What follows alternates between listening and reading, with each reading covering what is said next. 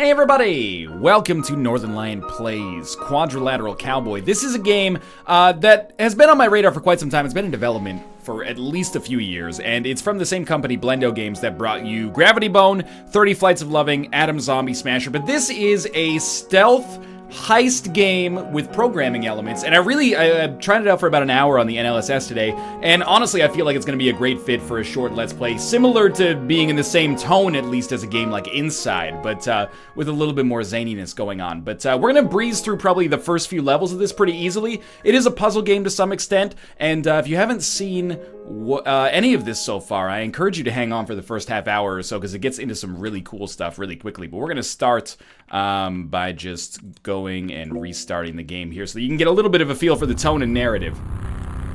I have already beaten like maybe the first four levels of this, I should say, so I know what I'm doing on those. And honestly, I've been a sucker for these games that use programming as kind of a problem-solving measure or gameplay mechanic, but most of them tend to be about automation. Like Factorio is about automation. Human Resource Machine is about doing it for the sake of doing it, which is not a bad thing. Infinifactory is about automation. Quadrilateral Cowboy actually tells a story, and it has a little bit of an absurd bend, kind of similar to a game like Jazzpunk, but it uses at least programming-related concepts to do that. It's not a game about programming, so to speak, but that is the way that you interact with the environment, and it lets you do some really cool and creative stuff here. So, as you can see here, this takes place in 1980. Happy New Year, 1980. I can read backwards because, actually, my eyes are misaligned, so this actually looks forwards to me. I'm just joking, but that would explain a lot. There's a couple of different ways that you interact with the environment. One way would be to click on door handles, but obviously we can't click on that door handle. This is the tutorial. We can interact with our data jack like this. This allows us to interact with some of the environments, some of the objects in the environment right here. So we can turn off a light, and if we jack in again, we could scroll down and turn off a second light. And if we jack in again, we can open the door. I think it'll only stay open for 3 seconds. And if you're wondering why I know that, is because it says door.open, and then in the parentheses it says 3. That usually ends up being a parameter or an argument that is a length of time, which allows us to know how long we have. So we're going to open that up and move inside. And we're just going to click on this, and it teaches us another pretty essential mechanic here. This is a first-person stealth game in the same vein almost as a Thief. I was gonna say Deus Ex, and to be fair, Thief is not really the best example either, because there's no combat. So I don't know if there actually is a great example. It's pretty novel in the way that it tackles things, and you'll see that as we actually get started here. We'll open one of these skylights. This one right here is fine by me, and we should just be able to walk into this next area. And then, again, this does take place in the past, so all of the data is being stored on tapes like this. So we'll just data jack in here and open up the attic, climb out through this, and I believe this is what the tutorial objective is. So we've just got to get this. Open the vault. Only stays open for 3 seconds. Objective complete. Grab the Data Boost Michelin. This is us right here. Again, kind of similar to the, well, very similar to the art style in 30 Flights of Loving. I haven't actually played Gravity Bone myself, but I've heard very good things. So this teaches you the basic gameplay loop of what happens in Quadrilateral Cowboy. You know, you get in, you get out, and you don't get spotted along the way, but you don't merely walk through and interact with the most obvious objects that you can find, if that makes sense. You don't simply go through clicking buttons. You actually do have to use a little creativity, and that creativity will be on display very, very early on here. I may need to lower the volume ever so slightly. I'll start just by getting this thing out of here. Get out of here, okay? You can interact with pretty much everything here. Once this guy gets this thing open, we'll be able to use the data jack. I think they want me to do another tutorial here, and you know what? That would be advisable to do the tutorial, if for no other reason than to explain to you very easily the way the gameplay is going to work here. So we've got the Data Boost Michelin. We're going to pop that in there, and then we're going to build ourselves a computer now that this guy's got this thing open. So let's click here, open the lockers, click here, open the cabinet, and then we'll start putting our computer together. So we got a power supply unit. We're gonna throw it down there. We got a hard drive. It's doing this for me, by the way. All I have to do is drag this stuff over here. Does a very good job of establishing tone and atmosphere early. And I know that I keep harping on these, but I do think it's important, and it adds a lot to the game's character. So this is the screen that we will use, and we're building kind of like a fictionalized, retro-futuristic version of a computer here. Put the case together here. Didn't everybody have a Biengensu Simulator KDR7? You just insert your face into the viewfinder to play around with it. Now we will get introduced to the actual central gameplay mechanic of Quadrilateral Cowboy. So we're in the Matrix now. We're going to go to Heist Planner version 0.20, and I'll teach you a little bit about the way that we're going to interact with the game. For now, we're just getting to the extraction point. If you get to the extraction point, you've completed the mission, as long as you've gotten your heist objective along the way. So, this is our manual here that tells us what we do for the tutorial. So, type telnet, and then you can see on the monitor we've connected to telnet at 1200 BPS. Type help for the command list. If we type help, you can see the list that we've got here. We've got dir, wait, batch, create batch call with multiple commands. I've never actually used that in the game. Break and exit. Let's start with dir. We've got door 5, door 4, and door 6. Door 5 is over there, so let's do door 5, open. Open it up. Right click to move away from the screen.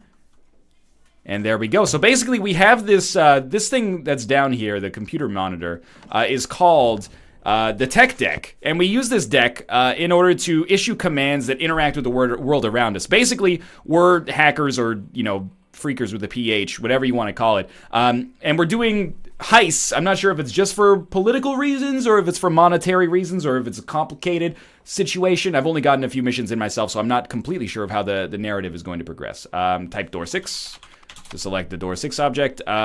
Door 6 open for 3 seconds, and then do not press enter to confirm the command.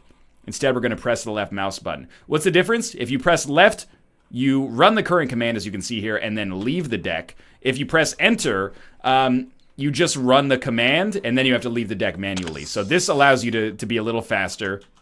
Now, why would you ever only want the door to be open for 3 seconds? Because these alarms are controlled by the Reckerman Automatic Security Corporation. The alarms will trigger if they stay open for longer than 3 seconds. So it's important for us to keep that in mind here. Run Heist Planner version 3. Sure. And then it breaks for us here. So I think right away we're going to be able to do our first mission here. Our first real mission, I should say, once this gets started. Again, really retro-futuristic vibe. And I do caution, because I'm sure a lot of people are going to watch this, and they're going to be like, I'm not interested in this. I can already tell from the first 2 minutes or 5 minutes, however much you've played so far. Stick with it. The puzzles get very inventive very quickly. The Satsuma mission that we're doing here, or the Satsuma job, I should say, never replace this stereo over here, okay? I'm putting the stereo where it belongs. And where it belongs is over in this corner in the dark where we can't hear it anymore. I wonder if we can just turn it off. That's probably easier. All right, record scratch.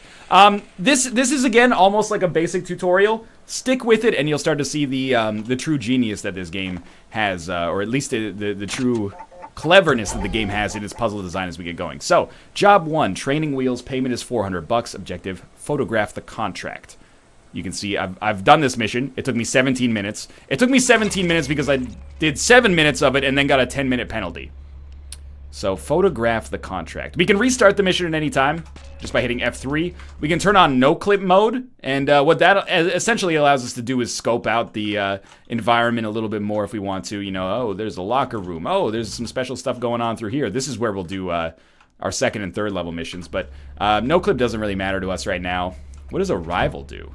Invalid, must be placed on the ground. We can change our extraction point, or we can change our arrival point, and we can change our extraction point, I suppose. Okay, cool. That's fine. I don't want to place that. Let's restart and get going here. All right, so we're going to scroll down. This allows us to select our deck, and then we're just going to type telnet to get connected. We're going to look at this thing. This is door 3 open. We're going to leave it open for 3 seconds. Execute and go. If we leave it open for more than 3 seconds, it could trigger the alarm. I don't want to take the chance, at least, that it won't trigger the alarm. All right, let's climb out here. This is where we're going to escape from. We could move this with F6 if we want, but first things first, let's just clamber up here. So again, our objective, if we look down, photograph the contract. I'm going to move relatively quickly here, but I think you're a smart audience. I think you guys are going to be able to figure out for yourself roughly what's happening here. So we're sneaking our way along this little grate situation. We don't just want to open this grate because it's controlled by the Reckerman Security Corporation. So we're going to go grates, grate 4, dot open for 3 seconds. Auto execute. We in there. And then we're going to do exactly the same thing here with grate 5. Grate 5 dot open, 3 seconds. Auto execute. Now that thing will not close on you, so it actually could cause you a problem. If you get hit by it and collide, it may stay open for longer than 3 seconds and then send the alarm after you. Scroll mouse wheel to select deck. We can just open this door the old-fashioned way. We're going to proceed down into the contracts room, which is right here. And we kind of get introduced to our first puzzle here. The bell indicates the contract is passed, or this thing is passed by. And then this gives us a 4-digit code. 5870. 5. I thought maybe you could right-click on that. 870. Okay, that'll open. We can look at ourselves in the mirror again in case you missed it during the tutorial. Perfect skin. Unblemished. That's what it was like in the 80s, man. Less air pollution. I don't know, I was -8. Okay, so we get introduced to this puzzle. I'm not gonna show you, but I'll just let you infer. If the contract, or the code, passes through these lasers, it will trigger the alarm, and it will also destroy the code as it comes through. So we don't want that to happen. In order to stop this, we can actually separate commands with a semicolon. We don't need to do it for this first one, but we probably do want to do it for the second one. So I'll tell you what, we're going to pull our deck out here. This is where things start to get at least a little interesting. And we're going to type into this, what are the lasers? Laser 9. We're going to type laser 9 dot, well, let's just see the commands. Laser 9 dot off and laser 9 dot on. Laser 9 dot off, 3 seconds. Let's pull this thing, and then the contract, or sorry, again, the password is going to come through there. So get ready to run the code. The code will execute pretty quickly. You can see the thing moving through there. And it's going to come down. Get ready. 3 seconds. Starting now. Perfect. Made it through. This is going to drop down in front of us here, and we get a code of 9692. 9692. 9692. Easy enough. All right. This is where things get a little tougher. Again, consider this basically a tutorial, though. Once we get into the third part of this mission, there's some really, really cool stuff that happens. So this alarm will go off no problem if it passes through either of these lasers. So this is how they indicate that you should sometimes set up a sequence of commands. I'm not going to use a batch, but we got laser 19 and laser 20. So we're going to type laser 9 laster. That's not going to be good. Laser 19 dot off 3 semicolon laser 20 dot off 3. And we're not going to run it yet. First we're going to pull this.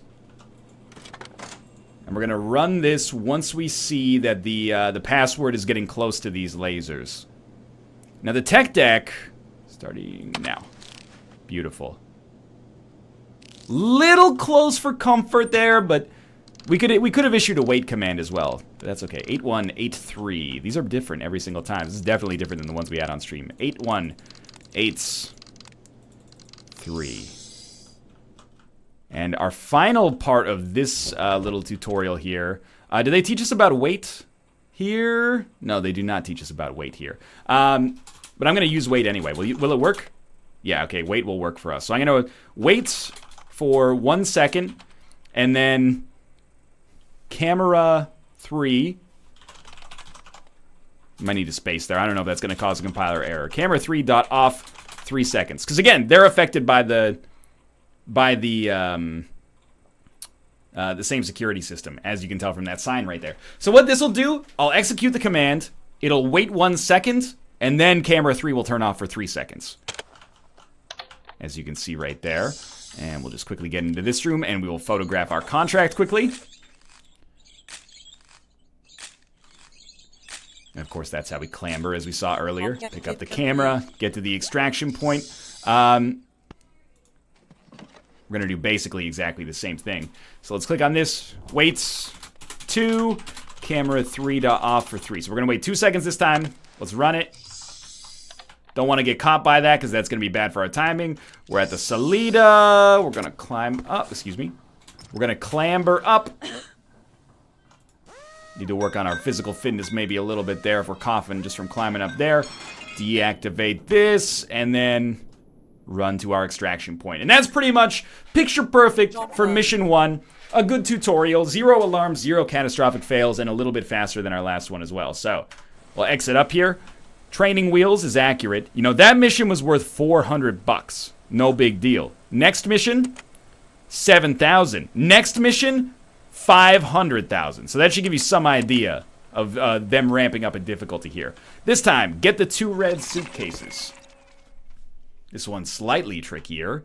And it introduces the concept of the wait command. It also introduces the concept of there not being very much fall damage. For example, wait 1. And then to our right, we have Skylight 1.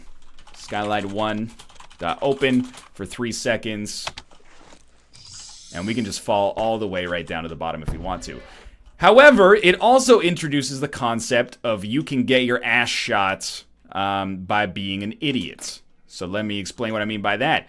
There is an automatic security system up here at the top. So imagine if I deliberately violated the alarm component. What if I just went Skylight 1 open for 100 seconds and then executed it? That's longer than 3 seconds. It's triggered the alarm. All of a sudden, a turret comes out and shoots us. So as of now, we actually have consequences for our actions beyond just having to redo things. So we're just going to do a simple Skylight 2 open, 3 seconds, auto execute, get down there. Now this introduces the anti-electrostatic wish field. So basically, you just can't take your deck through this, which means sometimes you have to queue up commands. For example, on this one, if we just run in there with like a camera off, we won't be able to make it in 3 seconds. But instead, we could do like, wait 3, camera 1 off for 3 seconds. And we might as well just enter to execute it because we can't take our deck through anyway. So in like 1 second, that thing will turn off. Grab that, move out. That was a little bit less skillful than I'd like it to be. But we pretty much got to do exactly the same thing here. We can also add a delay between commands. So for example, on this one, if we go look at our situation, we got camera 2, but camera 2 is going to need to be deactivated twice if we're going to get through here. First on the way in, then after we get the suitcase on the way out. So I'm going to click on this and do camera 2, dot off, 3 seconds. Wait, I'm going to say 10 seconds just to be safe, then camera 2 dot off, 3 seconds. And we're going to run that. Did not get discovered, but probably should have. Objective complete. This should turn off in like 2 seconds. Probably should have been a little faster on my part. I'm pretty lucky to have not been discovered there, I think. But we did get our objective complete, and now we can just, you know, take the very basic Skylight 2 open for 3 seconds. Auto execute. Get out of here. Not my best performance on that one. Although the camera got yellow, but that's okay. Allow me to hydrate here for a second. Now we're getting into a little bit more creative stuff. But the final mission is really where things get interesting here. So this time we're on the same level that we were on earlier. But I'll go into no-clip mode here for a second. Instead of getting either of these 2 red chests, or red cases that we got here, our goal is going to be this. Oh, how do I go down? Control? Control. Beautiful. Our goal is going to be this prototype right here for the turret that shot us. However, as you can see, it's a trembler. Oh. Pressure-sensitive floor pad. Alarm will raise when safe is moved. Damaging or disabling any component located on these premises is in most cases a federal offense punishable by fines up to $90,000, imprisonment for 20 years, or even death if such a theft causes an accidental resulting in loss of life. Alarm will trigger 10 seconds after any tampering. So I believe there's 2 ways you can do this. The first thing worth noting is we can just grab this and get out of here in 10 seconds. I think there may also be an ability to Indiana Jones this. And I haven't actually managed to make this work myself. But if you maybe grab 2 of these vases, because I tried 1 and it didn't work, unless maybe we had to do it faster, and you do like an Indiana Jones swap, I think you might be able to do it in time. But the way that I've done this is to grab this and then in less than 10 seconds get from here all the way out of the building, which, as you might expect, is a little trickier. Whoops. Let's restart here. Okay, so the first thing we're going to do is just enter the building as we did before, or roughly as we did before. Skylight 1, open, 3 seconds. Auto execute. Get the heck down here. Then, there's also a little thing we can interact with here and open the intake. And if we open the intake, it gets a little noisy, but it creates a fan, and we can use that fan to jump up to the top, and it presents us right at the top of Skylight 2. So we can use that to obviously make our escape a little bit faster. Let's go through to door 9 here. I guess I gotta click on this. Door 9, open, 3 seconds. Just grab it and get in there. Now is where things are gonna get tough. Because if we grab this, we got 10 seconds. So we basically need to set up our plan in advance. So what are we gonna do? We're gonna open door 9. We can't open it ourselves. We gotta do it with a prompt. So we're going to open door 9. We're going to wait a certain amount of time, and then we're going to open Skylight 2. So we can practice this one ourselves. So it'll be wait 1, open, door 9, open, 3 seconds. Any longer than 3 and the alarm will trigger too early. Then, how long do we want to wait until the skylight opens? I'm going to say we want another 3 seconds. So wait 3, which is actually only 4 seconds, because as soon as the door opens, we're going to move into that wait 3, and the door is going to open instantaneously. And then Skylight 2 open. We're only going to open it for 3 seconds for now. Oh, what have I done? There we go. All right, we're going to try this right now. So imagine I just got in here. I grabbed the stuff. Let's cheese it. Okay, here we go. Grab it. Execute. Here we go. Wait 1. Open door. Dun dun dun dun dun dun dun dun dun dun. It'll work perfectly fine. There you go. Okay. So quickly, let's get back down there. Skylight 2 open. 3 seconds. All right. The good thing as well is that we don't need to rewrite all that code again. I mean, from a teaching perspective, it can only help you to write it as much as possible. But we don't have to write that whole line of code again if we don't want to. Door 9 open. 3 seconds. Auto execute. Head in here. And all we need to do is hit up arrow, and that is the prompt that we want. All right, this should work. Ready? 3, 2, 1, go. Yes, I know. Okay, open door. 5, 4, 3, 2, 1. We made it. We made it. Okay. We could have done it faster just by using that prompt. And I also, what interests me is that I think there's a really elegant way that you could do this by just writing the entire script before you go in and then executing it. But it is a little dangerous to do that without having your deck on you. Anyway, that is, that's the first 3 missions here. Contract done, please use chalkboard. Shopping expedition. Now we get introduced to a new component here.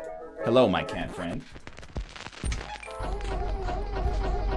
We get introduced to all sorts of stuff, but the first thing that it gives us is the Weevil. And I'll go through the Weevil tutorial, and then we'll probably end the episode here. But the Weevil is essentially a device that you can use, and it kind of gives you remote access to stuff, if that makes sense. What does this data jack do for us? Shop light off. Okay, well, we'll show off how to do this by using the data jack. Excuse me. I'd really like to have my data jack back. I want my data jack, data jack, data jack. I want my data jack, data jack. Oh god, I've turned off something. You know what? Fine. If you want me to turn off the shop light, I'll turn off the dang shop light. Then turn it back on. Alright, so this walks around. It has a video feed that we can also use to see what it's doing, and we can use this to access data jacks like that one in positions that we wouldn't otherwise be able to reach. So this is where the game gets quite a good bit more complex.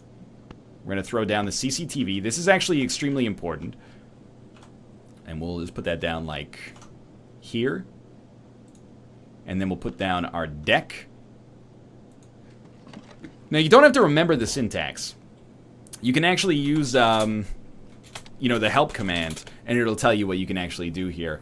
But we're going to start, and we're going to type Weaver. That is the protocol that we're going to use to connect to the Weevil. And then we're going to use help to see what our commands are, and we're going to find the nearest Weevil with the find command.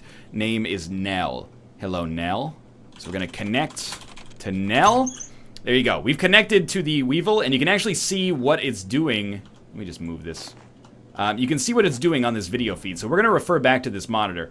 So all we're going to do now is try to get this Weevil to connect to the data jack that you can see over there on the video feed in video 1. So a couple of commands we're going to learn. One is going to be go, and go just uses arbitrary units. So we're going to say go 100, and then you can see it moving here. We're going to say break just to stop that command.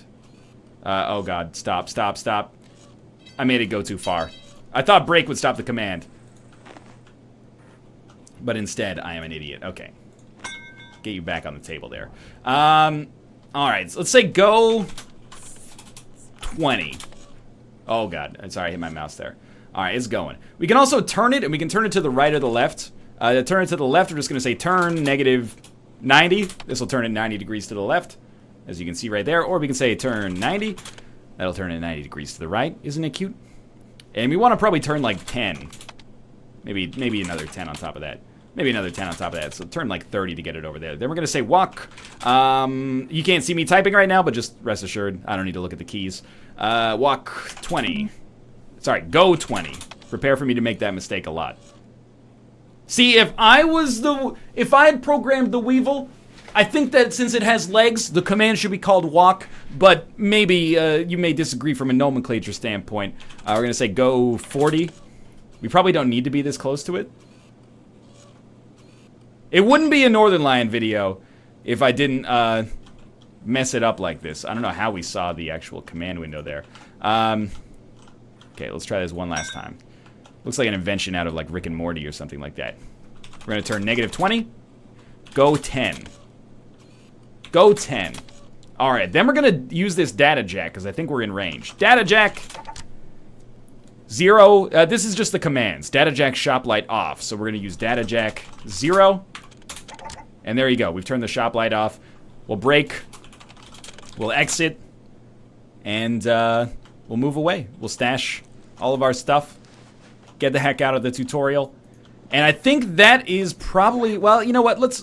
We got another little bit of narrative elements going on. A vignette that we should look at before we actually end the episode here. This is just our morning carpool on the way to work, so, you know, we're at apartment 39 underneath Japanese Portland? Chinese Portland? My knowledge of the languages is not that strong. We're gonna get back on our hover bike and then go to our office in the slums or in the sky. It doesn't matter. As long as I'm with you, I'm flying. Alright, so next is the Finger Lime Funicular. I've only done one of these missions, and we've got 3 different jobs. So we should be learning something new starting in the next episode. For now, if you enjoyed this episode, click the like button. It helps out a great deal. And of course, subscribe if you want to see more Quadrilateral Cowboy. There should be more episodes coming every single day. You can also pick it up on Steam. There will be a link in the video description below. For now, thanks for watching. I hope you've enjoyed it, and I'll see you tomorrow with another one.